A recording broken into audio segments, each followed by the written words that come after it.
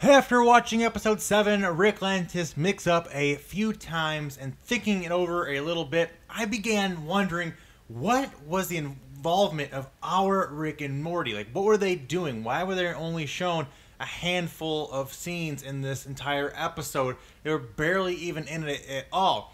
At first, I thought maybe they were just comic relief and they were trying to do this other thing. And I thought about it more, and it actually started to make sense to me, and it led me to believe this. So what we can gather from the time we do see that our C-137 Rick and Morty on screen, could it be possible that the small amount of time we saw with them on screen was actually a hidden secret plot device so that President Morty, aka Evil Morty, can find their whereabouts and track them down to this big showdown in coming episodes or seasons? It's like a good time for a drink and a cold, calculated speech with sinister overtones. Now, what exactly do I mean by all this? What am I getting at? Well, let's take a look at some of the evidence. As we saw in the episode, another Rick and Morty from a different dimension arrived to tell our Rick and Morty about the reconstruction of the Rick Citadel. C-137, aka our Rick, says that he's the one that blew it up and killed everyone, and they go on this thing, and he's like, okay, yeah, we get it, you're not going to donate. And then the other Rick fidgets through his paperwork and acknowledges that he is aware that of the Rick that blew up the Citadel and did all the damage to it. Oh, that was you. They tried to murder him first. So this kind of got me thinking, why would they even go visit Rick C-137 if they knew that was the Rick who was a terrorist, who was this rogue, who had in fact blown up the Citadel? Why would they ask him for donations about rebuilding it when they know he's the one who blew it up? Doesn't make any sense. Then I remembered C-137 Rick and Morty have not been living in the C-137 dimension because that's the dimension that they originally Cronenberged back in the other season. On one of our adventures, Rick and I basically destroyed the whole world. So we bailed on that reality and we came to this one because in this one, the world wasn't.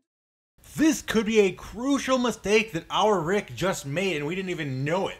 He could have just revealed what actually dimension, what he's actually in to the Citadel. That guy could have been a spy looking for him, working for Evil Morty or the campaign. They're out there looking for C-137 Morty and Rick because they don't know where they're at. They don't know which dimension they jumped to. They're not in their original dimension. They've jumped to another one and they're kind of just lost and they've been hiding maybe.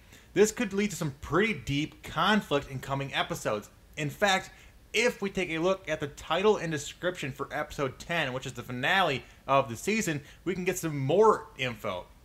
The episode is called The Richturian Morty Date, which is a play off of the movie titled Manchurian Candidate. And the description of the episode says that, quote, Rick goes on a confrontation with the president, aka Evil Morty. Now, if we take a look at the actual 2004 movie that the episode is based off of, we can see some more evidence. In that movie, the bad guys implant this nano chip underneath someone's skin, and they use it to subconsciously control another person and his actions, and they use it to try and assassinate someone. I believe it's the president, not entirely sure.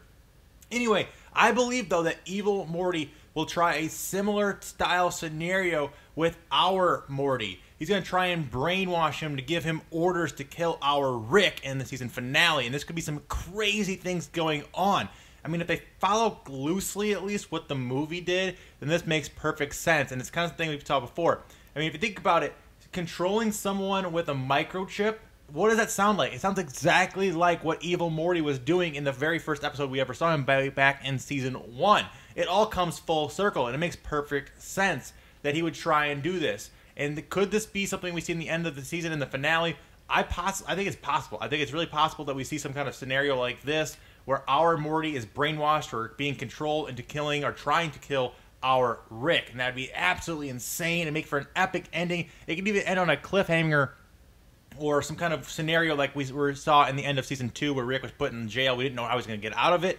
Well, that could be a similar kind of end to a season 3 where our Morty is holding our Rick hostage and they kind of don't give any clue how they're going to get out of this until we see season 4 down the road.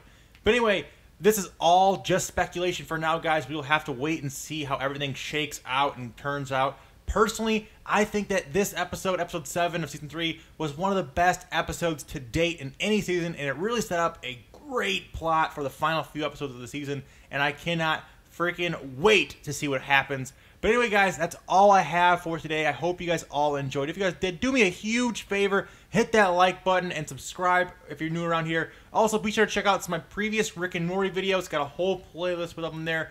And if you guys are interested in getting entered into some awesome Rick and Morty giveaways, I've got some going on previous videos still. Check those out for how to enter into some, doing so much cool Rick and Morty merch right now, giving away in those videos. Check those out. Links in the description and the end slate, like I said. But until next time, guys, remember that it's always K-Mac time somewhere. Until then, guys, take it easy and peace out. Ninja.